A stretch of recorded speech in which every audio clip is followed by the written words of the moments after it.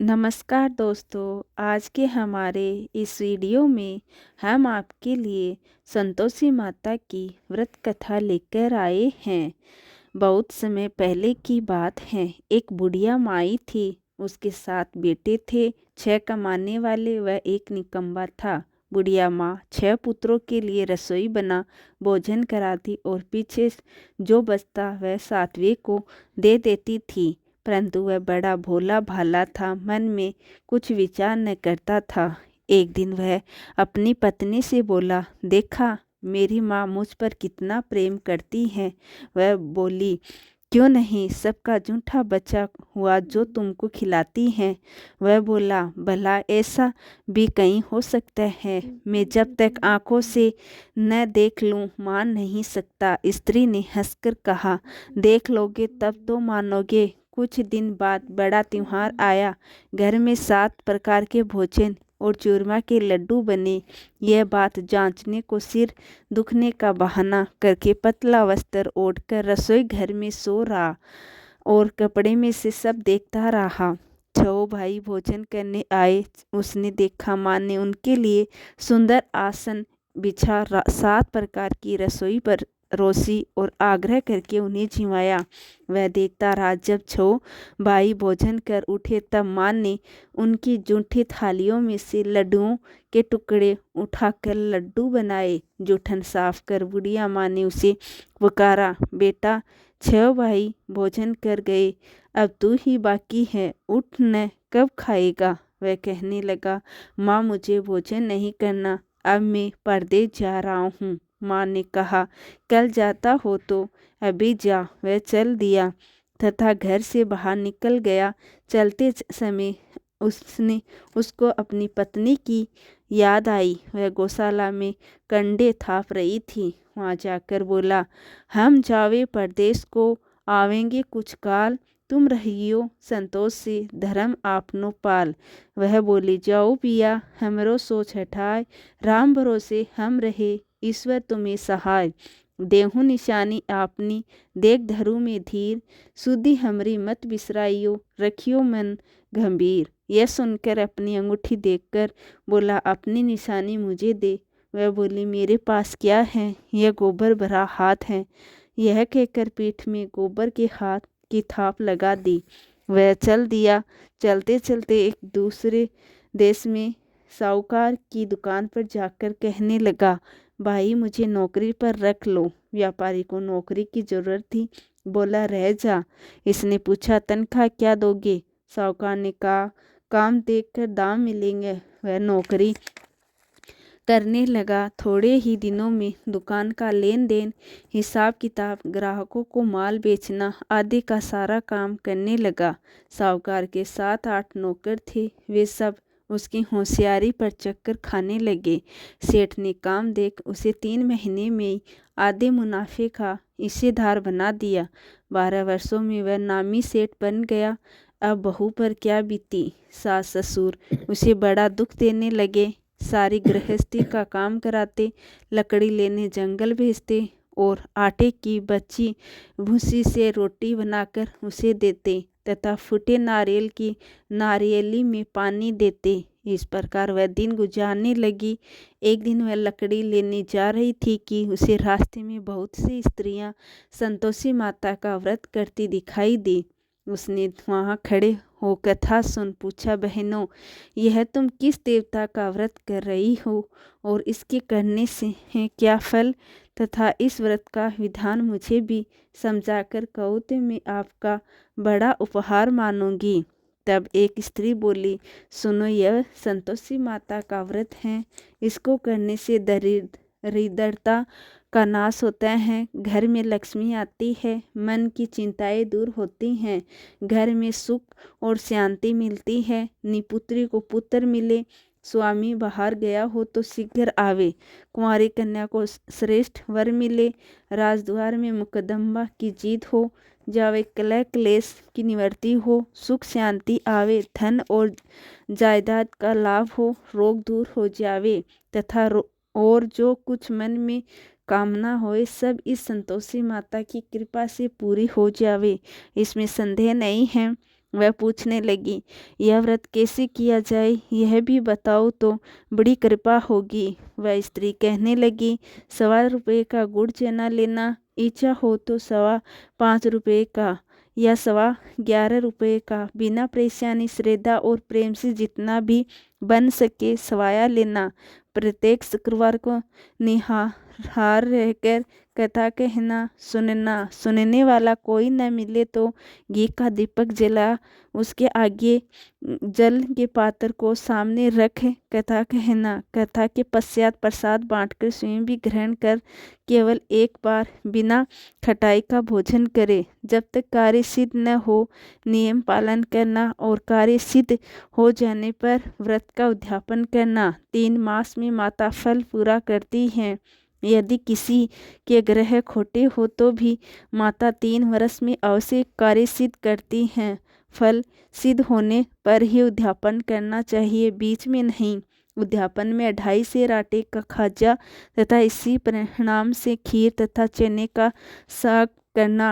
8 लड़कों को भोजन कराना। जहाँ तक हो देवर जेठ भाई बंधु कुटुंब के लड़के लेना, न मिले तो अन्य रिश्तेदारों और पड़ोसियों के लड़कों को बुलाना। उन्हें भोजन कराकर यथाशक्ति दक्षिणा दे। माता का नियम पूरा करना। उस दिन घर में खटाई कोई न खावे। यह सुन बुढ़िया के लड़के की बहू चल दी। रास्ते में लकड़ी बेच उन पैसों से गुड़ चना ले व्रत की तैयारी कर आगे चली। सामने मंदिर देखकर पूछने लगी, यह मंदिर किसका है? सब कहने लगे, संतोषी माता का मंदिर है। यह सुनकर वह मंदिर में जा माता के चरणों में लौटने लगी और विनती करने लगी, माता मैं अज्ञानी हूँ, व्रत के नियम नहीं जानती, बहुत दुखी हूँ। हे माता जगत जननी मेरा दुख दूर करो, मैं तेरी शरण हूँ। मैं हूँ माता को दया आई। एक शुक्रवार बीता कि दूसरे शुक्रवार को पति का पत्र आया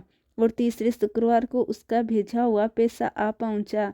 यह देख जेठ जेठानी मुँह सिकोड़ने लगे, इतने दिनों में पैसा आया, इसमें क्या बड़ाई है। लड़के ताने देने लगे कि काकी के पास अब पत्र आने लगे, रुपया आने लगा, अब तो काकी की खातिर बढ़ेगी, अब तो काकी बुलाने पर भी नहीं बोलेगी।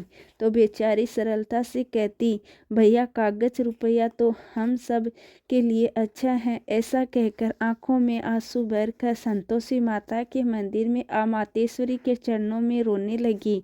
माँ मैंने तुमसे पैसा कब मांगा है, मुझे तो अपने सुहाग से काम है, मैं तो अपने स्वामी के दर्शन और सेवा मांगती हूँ। तब माता ने प्रसन्न होकर कहा, जा बेटी तेरा स्वामी आएगा, वह खुशी से बावली हो घर में जा काम करने लगी। अब संतोषी माँ विचार करने लगी, इस भोली पुत्री को मैंने कह तो दिया तेरा पति आवेगा, परंतु वह तो इसे स्वप्न में भी याद नहीं करता, उसे याद दिलाने मुझे ही जाना पड़ेगा। तब माताजी उसके पति के पास जा स्वप्न में प्रकट होकर कहने लगी, साहूकार के बेटे सो रहा है या जाग रहा है? वह कहने लगा, माता सोता भी नहीं हूँ जागता भी नहीं हूँ, बीच में ही हूँ, कहो क्या आज्ञा है। माँ कहने लगी, तेरे घर बार कुछ है या नहीं?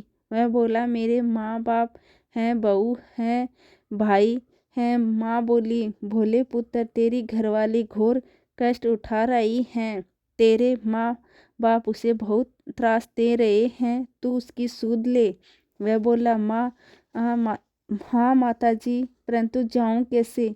परदेश की बात है, लेन देन का हिसाब नहीं, कोई रास्ता नहीं, कैसे जाऊं? माँ कहने लगी, मेरी बात मान, सवेरे नहा धोकर संतोषी माता का नाम ले, घी का दीपक जला, दंडवत कर दुकान पर जा बैठ, तेरा लेन देन चुक जाएगा, जमा का माल बिक जाएगा। प्रातः उठते ही उसने अपने इष्ट मित्रों से सपने की बात कही। एक बूढ़ा बोला, देख भाई मेरी बात मान, देवता ने जैसा कहा वैसा ही कर, इसमें तेरा क्या जाता है।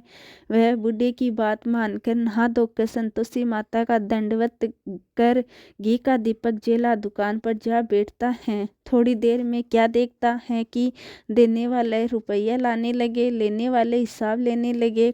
कोठे में भरे सामानों के खरीदार नगद दाम दे सौदा करने लगे। शाम तक धन का ढेर लग गया। ऐसा चमत्कार देख प्रसन्न हो घर जाने के वास्ते गहना कपड़ा सामान खरीदने लगा। यहाँ के काम से निवट तुरंत घर को रवाना हुआ। यहाँ बहू बेचारी जंगल में लकड़ी लेने जाती हैं। लौटते समय रोज माताजी के मंदिर पर विश्राम करती हैं। कुछ दूरी पर धूल उड़ती देख वह माताजी से पूछते हैं, हे माता, यह धूल कैसी उड़ रही है? माँ कहती हैं, हे पुत्री, तेरा पति आ रहा है। अब तू ऐसे कर, लकड़ियों के 3 बोझ बना ला, एक नदी के किनारे, दूसरा मेरे मंदिर में और तीसरा अपने सिर पर रखना। तेरे पति को लकड़ियों का गट्ठा देख मोह पैदा होगा, वह यहाँ रुकेगा, नाश्ता पानी बना कर खाकर माँ से मिलने जाएगा। तब तू लकड़ियों का बोझ उठाकर जाना और बीच चौक में गट्ठा डालकर 3 आवाज लगाना, लो सासू जी लकड़ियों का गट्ठा लो, भूसी की रोटी दो, नारियल के खोपड़े में पानी दो, आज मेहमान कौन आया है? बहुत अच्छा माताजी कहकर वह लकड़ियों के 3 गट्ठे ले आई। एक नदी पर, एक माताजी के मंदिर पर रखा। इतने में ही मुसाफिर आ पहुंचा। सूखी लकड़ी देखकर इच्छा अनुसार भोजन बना विश्राम कर वह गांव को गया। सबसे प्रेम से मिला। उसी समय उसकी बहू सिर पर लकड़ी का गट्ठा लिए उतावली आती हैं और आंगन में डाल जोर से 3 आवाजें देती हैं, लो सासू जी लकड़ियों का गट्ठा लो, भूसी की रोटी दो, नारियल के खोपड़े में पानी दो, आज मेहमान कौन आया है? यह सुन सास बाहर आई और दिए हुए कष्टों को भुलाने हेतु कहती हैं, बहू ऐसा क्यों कहती हो? तेरा मालिक ही तो आया है, आ बैठ, मीठा भात खा, कपड़े गहने पहन। इतने में ही स्वामी आता है और अंगूठी देख व्याकुल हो माँ से पूछता है, माँ ये कौन है? माँ कहती है, आज 12 वर्ष से सारे गांव में जानवरों की तरह भटकती हैं, घर का कुछ काम नहीं करती, 4 समय आकर खा जाती हैं, तुझे देखकर भूसी की रोटी और नारियल के खोपटे में पानी मांगती हैं। अब वह लज्जित हो बोला, ठीक है माँ, मैंने इसे और तुम्हें भी देखा है, मुझे दूसरे घर की चाबी दो, हम उसमें रहेंगे। तब माँ बोली, ठीक है बेटा, तेरी मर्जी। यह कह चाबी पटक दी। तब उसने तीसरे मकान में जा तीसरे मंजिल के ऊपर का कमरा खोल सामान जमाया, वहाँ राजपाट से रहने लगा। बहू सुख भोगने लगी। जब अगला शुक्रवार आया तो उसने अपने पति से कहा, मुझे संतोषी माता का उद्यापन करना है। उसका पति बोला, बहुत अच्छा। तब वह तुरंत ही उद्यापन की तैयारी करने लगी। जेठ के लड़कों को भोजन के लिए कहने गई। उसने मंजूर किया, परंतु जिठानी ने अपने बच्चों को सिखाया, देखो रे, भोजन के समय सब लोग खटाई मांगना, जिससे उसका उद्यापन पूरा न हो। लड़के जीवने आए, उन्होंने खीर तथा भोजन पेट भर खाया, परंतु बात याद आते ही कहने लगे, हमें कुछ खटाई दो, खीर खाना हमें नहीं भाता, भात खाकर अरुचि होती है। बहू कहने लगी, भाई खटाई किसी को नहीं दी जाएगी, यह तो संतोषी माता का प्रसाद है। लड़के उठ खड़े हुए, बोले, पैसे लाओ। भोली बहू कुछ नहीं जानती थी, उन्हें पैसे दे दिए। लड़के उसी पैसे से इमली खरीद कर खाने लगे। यह देखकर माताजी ने बहू पर कोप किया। राजा के दूत उसके पति को पकड़कर ले गए। जेठ जिठानी मनमाने खोटे वचन कहने लगे, लौटकर धन ले आया है, अब सब मालूम पड़ जाएगा। बहू से यह वचन सहन नहीं हुए। रोती हुई माताजी के मंदिर में गई, कहने लगी, हे माताजी, तुमने ये क्या किया? हंसाकर अब हमको रुलाने लगी। माताजी बोली, पुत्री, तूने उद्यापन करके मेरा व्रत भंग किया, इतनी जल्दी सब बातें भुला दी। वह कहने लगी, माता, भूली तो नहीं, मैं कुछ अपराध किया है, मुझे तो लड़कों ने भूल में डाल दिया, मैंने भूल से उन्हें पैसे दे दिए, मुझे क्षमा करो माँ, मुझे क्षमा करो, मैं फिर से तुम्हारा उद्यापन करूंगी। माँ बोली, अब भूल मत करना। वह कहती हैं, अब भूल न होगी माँ, अब वे कैसे आवेंगे। माँ बोली, तेरा पति तुझे रास्ते में ही आता मिलेगा। वह निकली। रास्ते में पति आता मिला। पूछती है, तुम कहाँ गए थे। वह बोला, इतना धन कमाया है, उसका टैक्स राजा ने मांगा था, वह भरने गया था। दोनों प्रसन्न हो घर को गए। कुछ दिन बाद ही फिर शुक्रवार आया। वह बोली, मुझे फिर से माता का उद्यापन करना। पति ने कहा, करो। वह फिर से जेठ के लड़कों को भोजन कराने को कहने गई। जेठानी ने खरी खोटी सुनाई और सब लड़कों को पहले ही खटाई मांगने को सिखाया। लड़के कहने लगे, हमें खीर खाना नहीं भाता, जी बिगड़ता है, कुछ खटाई खाने को दो। वह बोली, खटाई खाने को नहीं मिलेगी, आना हो तो आ जाओ। यह कहकर ब्राह्मणों के लड़के लाकर भोजन कराने लगी। यथाशक्ति दक्षिणा की जगह एक एक मीठा फल उन्हें दिया। इससे संतोषी माता प्रसन्न हुई। माता की कृपा होते ही 9वें मास में उसको चंद्रमा के समान सुंदर पुत्र प्राप्त हुआ। पुत्र को लेकर प्रतिदिन माताजी के मंदिर को जाने लगी।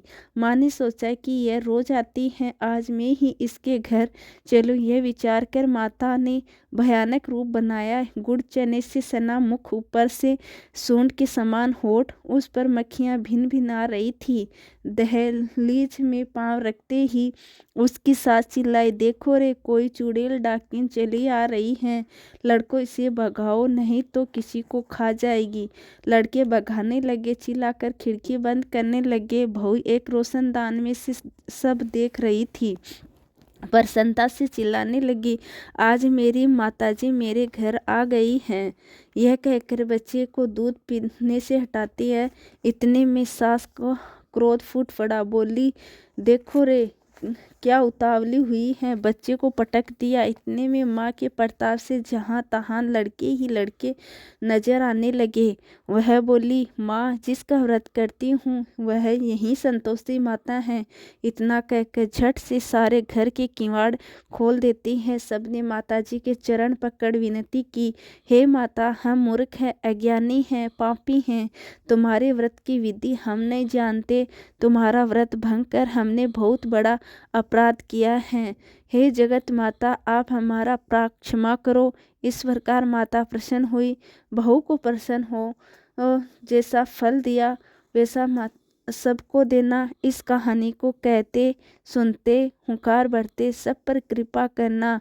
बोलो जय संतोषी माता की।